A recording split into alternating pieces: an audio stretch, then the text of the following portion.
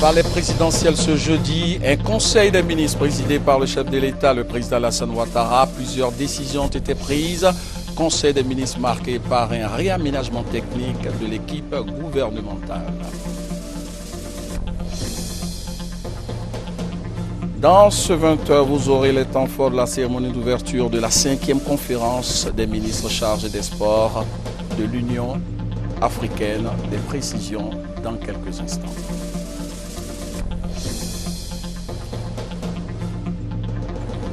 Actualité à l'étranger au Mali, l'élection présidentielle, c'est le dimanche 28 juillet prochain. À 3 jours de ce scrutin, 85% des cartes d'électeurs sont retirées.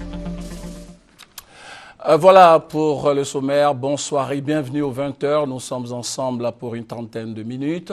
Dans cette demi-heure d'information, vous aurez, comme tous les jeudis, le dossier de la rédaction, dossier consacré aujourd'hui au Centre national de transfusion sanguine avec une interrogation. Quelles sont les garanties prises pour donner du sang de qualité aux personnes dans le besoin? La réponse dans une vingtaine de minutes, le temps de parcourir l'actualité ici en Côte d'Ivoire et à l'étranger. Commençons par le palais présidentiel où s'est tenu ce jeudi le Conseil des ministres, compte rendu Viviane Agnimet. Le Conseil des ministres qui s'est tenu ce jeudi matin au palais présidentiel sous la présidence du chef de l'État, le président Alassane Ouattara, a examiné et apporté des réponses à plusieurs préoccupations se rapportant à la vie quotidienne des Ivoiriens. Il y a la question de l'insécurité entretenue par les évasions répétées des prisonniers incarcérés. Nos prisons sont malheureusement vétustes, nos prisons sont surchargées. C'est ainsi qu'il a été décidé de construire 10 nouvelles prisons avec des capacités d'accueil de 300 à 500 places. Et ce qui est important à dire aussi, c'est que ces prisons seront, dès leur construction, aux normes de sécurité, mais également ces prisons répondront aux impératifs de protection des droits de l'homme. Une réponse a aussi été apportée aux nombreuses coupures d'électricité à Abidjan. Le gouvernement va de ce pas renforcer la puissance de la centrale thermique de Vridi en la faisant passer de 321 MW à 543 MW. C'est un investissement d'environ 177 milliards de francs CFA sur 3 ans. Et tout cela permet d'accompagner progressivement donc, les besoins de consommation en énergie électrique de notre pays et permet également à notre pays de jouer son rôle de hub au plan sous-régional. Et puis une bonne nouvelle pour les candidats à l'examen d'entrée en 6e, le gouvernement a fixé la barre d'admission à 85 points. Il y a 2 ans, nous vous avions dit que l'une des ambitions du chef de l'État était de faire en sorte que très rapidement, tous les élèves de CM2 en mesure de faire la classe de 6e, donc ayant la moyenne d'admission qui est fixée à 10 points sur 20, que tous ces élèves puissent être admis en classe de 6e. Et le Conseil des ministres a donc adopté donc, la communication fixant la barre d'admission en classe de 6e à 85 points. Le Conseil a aussi fait état des premiers résultats des enquêtes sur la mortalité brusque des poissons au large de Grand Laou et Jacquesville. Un réaménagement technique de l'équipe gouvernementale a été annoncé à l'issue de ce Conseil des ministres par le secrétaire général de la présidence de la République. Nous écoutons le ministre d'État, Amadou Gon Coulibaly. Communiqué de la présidence de la République. Son Excellence, M. Alassane Ouattara, président de la République, sur proposition du Premier ministre, chef du gouvernement, a procédé ce jour à un réaménagement technique du gouvernement. Ainsi, par le décret numéro 2013-505 du 25 juillet 2013, M. Adama Tounkara est nommé ministre du Pétrole et de l'Énergie. M. Jean-Claude Brou est nommé ministre de l'Industrie et des Mines. Dans l'actualité également, une nouvelle gare routière ultramoderne sera construite entre les communes d'Adjamé et d'Abobo sur une superficie de 35 hectares. La première pierre de cette nouvelle gare a été officiellement posée par le chef de l'État, le président Alassane Ouattara. Elle est en fort de la cérémonie avec Jérôme Kofi Abola. C'est parti pour les travaux de construction de la nouvelle gare routière d'Adjamé qui vont durer 2 ans. C'est le président de la République de Côte d'Ivoire, Alassane Ouattara, en personne, qui a procédé à la pose de la première pierre ce jeudi 25 juillet 2013 dans la dite commune. Le premier magistrat de cette commune, le maire Youssouf Silla, saluant cet acte, a, au nom des populations, exprimé toute sa gratitude de voir ce projet d'une telle envergure prendre forme.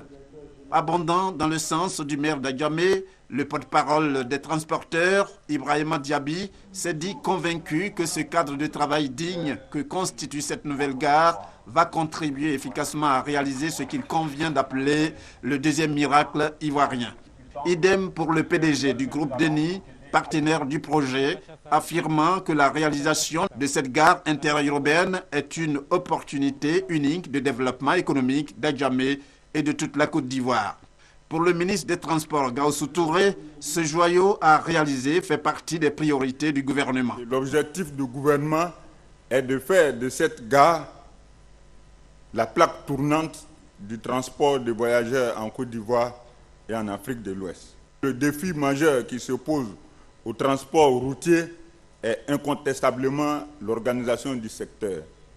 En effet, le transport routier est caractérisé par le désordre, la violence et le racket. Les solutions pour vaincre ces vilains maux sont prêtes. À la suite du ministre des Transports, le président de la République de Côte d'Ivoire, Alassane Ouattara, s'est dit très fier tout en présentant les enjeux de cette nouvelle gare.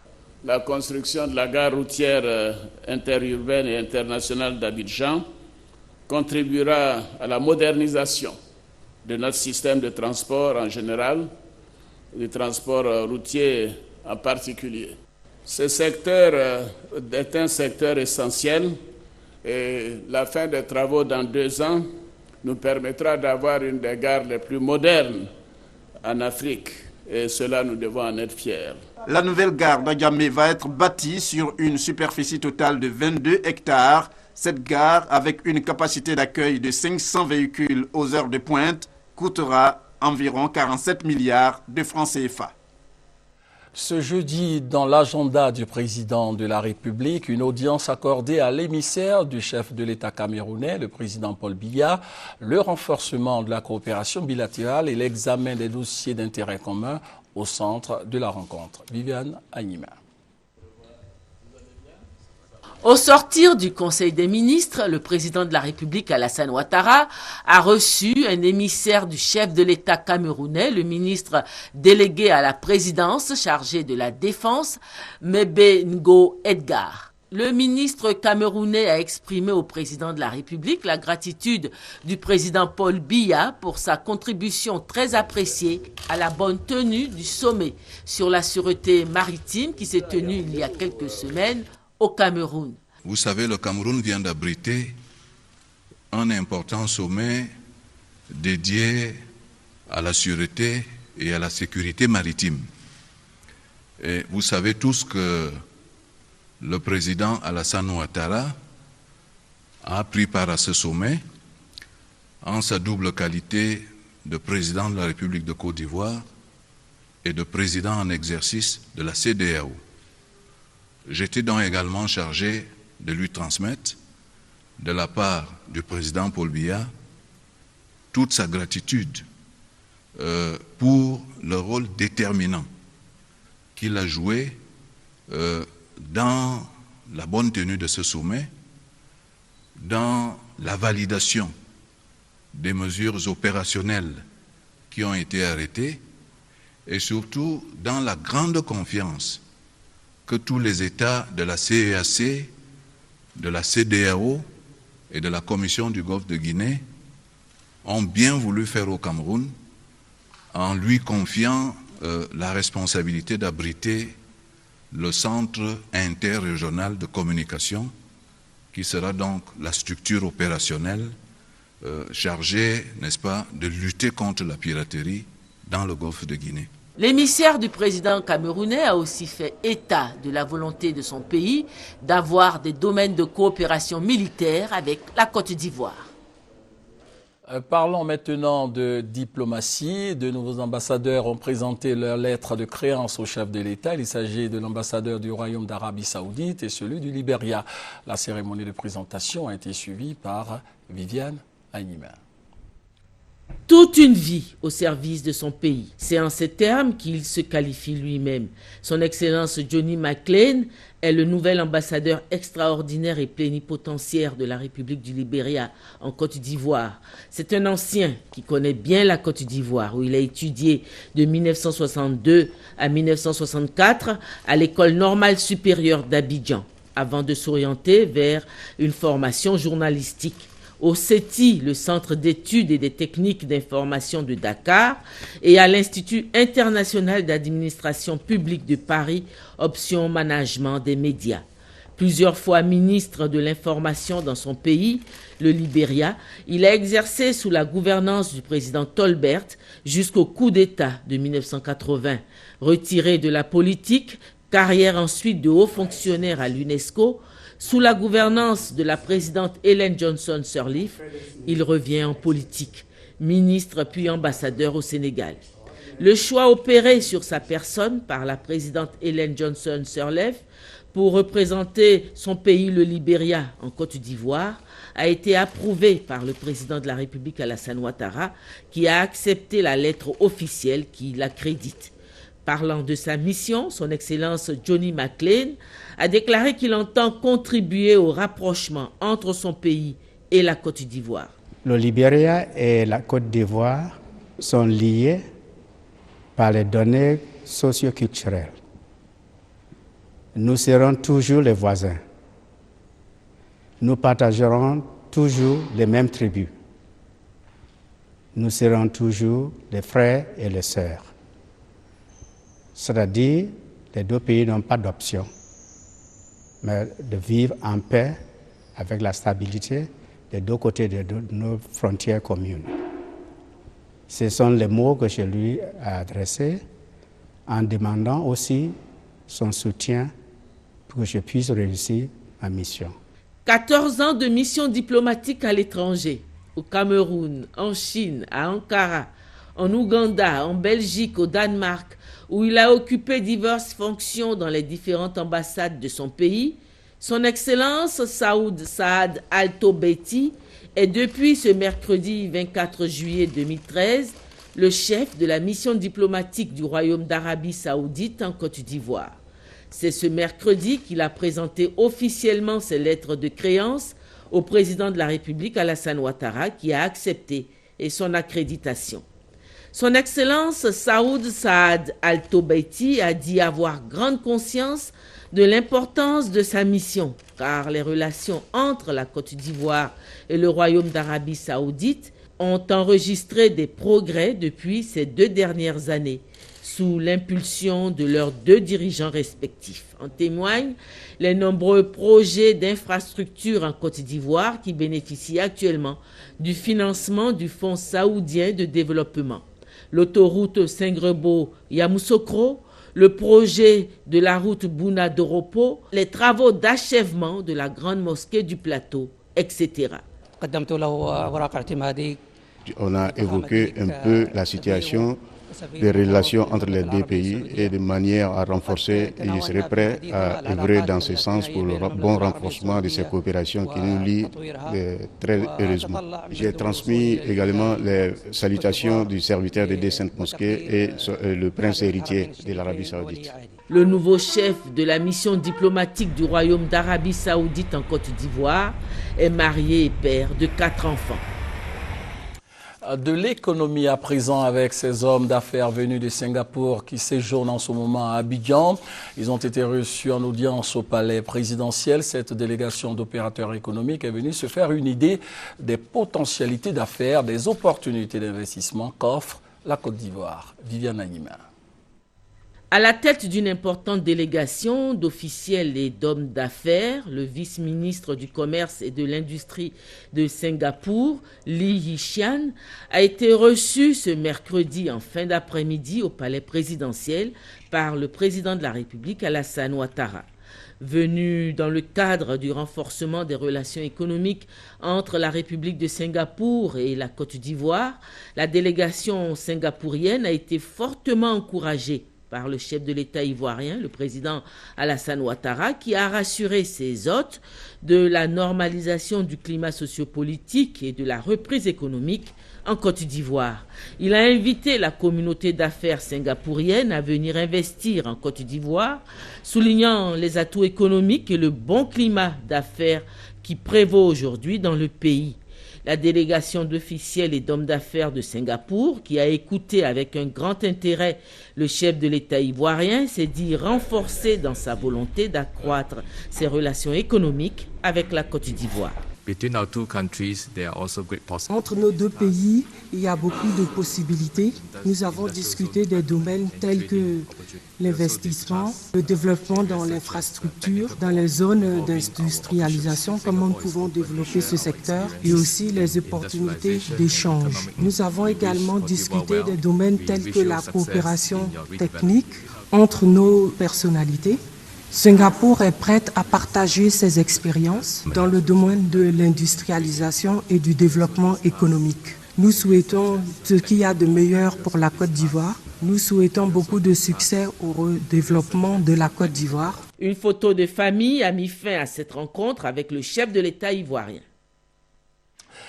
10 ans après sa dernière édition, Abidjan accueille en janvier 2014 le forum ICI Investir en Côte d'Ivoire. L'information a été donnée aux journalistes de la presse nationale et internationale par le directeur général du CPC, le Centre de promotion des investissements en Côte d'Ivoire, M. Issis Emmanuel, commissaire général de ce forum, qui a pour thème secteur privé, levier d'une intégration régionale réussie. Plus de 3000 participants, dont 1000 investisseurs, sont attendus ici à Abidjan du 29 au 31 janvier 2014. Le compte-rendu complet de Jean-Jacques Kwame dans nos prochaines éditions. Poursuivons ce journal avec ce communiqué qui nous vient du ministère d'État, ministère de l'Intérieur et de la Sécurité. Les carrefours du district d'Abidjan sont envahis chaque jour par une multitude de mendiants et de marchands ambulants qui assaillent les automobilistes et autres usagers de la voie publique. Ce phénomène pose un problème de sécurité, nuit à l'image de la ville d'Abidjan et compromet les efforts du gouvernement résolu à faire de notre pays une destination de choix pour les touristes. Ce désordre ne saurait être toléré plus longtemps. C'est pourquoi le ministre d'État, ministre de l'Intérieur et de la Sécurité informe toutes les personnes concernées qu'un délai de 10 jours leur est accordé pour libérer tous les carrefours et abords des rues. À compter du 5 août 2013, tout mendiant ou marchand ambulant présent à un carrefour sera interpellé et ses marchandises confisquées. Le gouvernement, en partenariat avec les organisations spécialisées de la société civile, prendra des mesures d'accompagnement en faveur de ceux qui se conformeront à ces nouvelles dispositions. Le ministre d'État, ministre de l'Intérieur et de la Sécurité compte sur l'esprit civique de tous et de chacun pour la réussite de cette opération. Au ministère de l'Enseignement supérieur, on fait le bilan de la mise en œuvre du programme de construction des nouvelles universités. Les précisions avec notre reporter Hugues Hervé-Blé. La construction de 5 nouvelles universités et d'une ville universitaire est un engagement du chef de l'État. Il s'agira à Grand Bassam d'évaluer, entre autres, toutes les étapes restant à couvrir dans leur mise en œuvre, en précisant les délais de réalisation. Les 2 ex-URES de Korogwe et de Daloa ont été transformés en universités. La deuxième composante de ce programme-là, c'est la construction de 3 toutes nouvelles universités. À la date d'aujourd'hui, les sites sont acquis. Les commissions administratives ont rendu leur rapport en ce qui concerne les coûts de purge des droits coutumiers. La phase actuelle, c'est la conception architecturale. Le concours des architectes va être lancé. Daloa, Korogo, Man, Bondoukou et San Pedro sont les villes choisies pour abriter les nouvelles universités, la ville universitaire devant être construite à Adiaké, ce qui démontre la détermination du gouvernement à assurer l'accès du plus grand nombre à un enseignement supérieur de qualité. Ces universités, dans le cadre donc de la redéfinition d'une nouvelle carte universitaire, vont certainement avoir des noyaux de spécialisation. Man va avoir comme noyau de spécialisation tout ce qui est mine, géologie. Le président de la République lui-même a annoncé le délai. Il dit que l'université de Man devra ouvrir ses portes en septembre 2014. Une fois réalisées, les 5 universités pourront chacune accueillir 20 000 étudiants et la ville universitaire 50 000.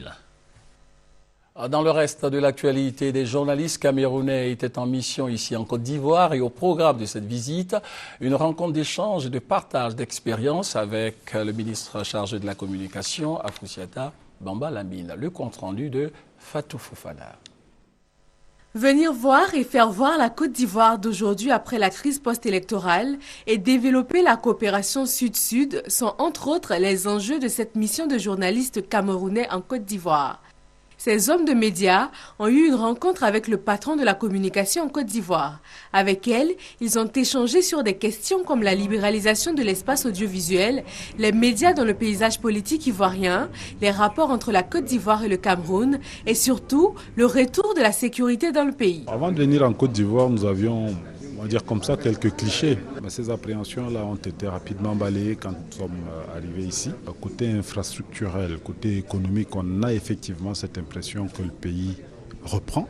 Pour Maître Afoussiata Bamba Lamine, les enjeux de cette mission camerounaise en Côte d'Ivoire sont grands. C'est même le début d'un processus qui va permettre à tous les pays du monde de constater d'eux-mêmes le retour de la stabilité en terre ivoirienne. Je pense que c'était nécessaire et important effectivement d'avoir ces journalistes-là pour nous témoigner de ce que la Côte d'Ivoire est en pleine reconstruction et que la Côte d'Ivoire a entamé effectivement sa réconciliation nationale et que la Côte d'Ivoire est donc de retour sur la scène internationale. Cette mission de presse est composée de journalistes de la presse écrite, de la radio nationale, de la télévision publique et de la télévision privée du Cameroun. Elle prend fin ce 25 juillet 2013. Dans le domaine de la maladie, la fistule obstétricale, appelée communément maladie de la honte, continue de faire des victimes en Côte d'Ivoire, surtout dans les zones rurales. La fistule, il faut le savoir, se manifeste par une fuite chronique d'urine chez la femme après un accouchement. Comment éviter cette affection? Quelles sont les précautions à prendre? La réponse dans cet élément proposé par Delphine Blas. 9 mois de grossesse, soldés par un accouchement prolongé et difficile de plusieurs jours. Zota a vu son appareil génital affecté. Elle est incapable de contrôler son urine et ses selles. Elle est souvent abandonnée par sa propre famille, voire bannie de sa communauté. Elle souffre de fistules. Les fistules obstétricales sont définies un peu comme étant une communication anormale entre la vessie et le vagin ou entre le rectum et le vagin. Près de 2 millions de femmes vivent avec une fistule dans les pays en développement et quelques 50 000 à 100 000 nouveaux cas apparaissent chaque année. Mais il est bon de savoir que la fistule est curable et évitable. Il faut en général éviter que les jeunes filles soient mariées trop tôt.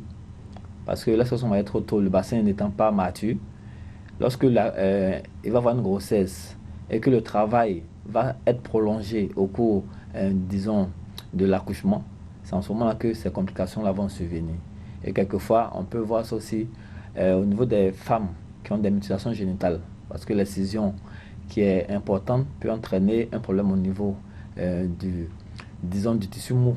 Donc, ce qu'on peut donner comme conseil, c'est de proscrire éventuellement les mariages forcés de jeunes filles et attendre à ce qu'elles soient arrivées à maturité avant éventuellement de contracter un mariage. Et cela va permettre d'éviter éventuellement toutes ces complications qui sont ces fistules obstétricales. Le coût du traitement de la fistule est élevé. Le traitement, c'est essentiellement surgical. Mais dans certains cas, on peut placer un cathéter et puis réussir progressivement à obtenir une fermeture de cette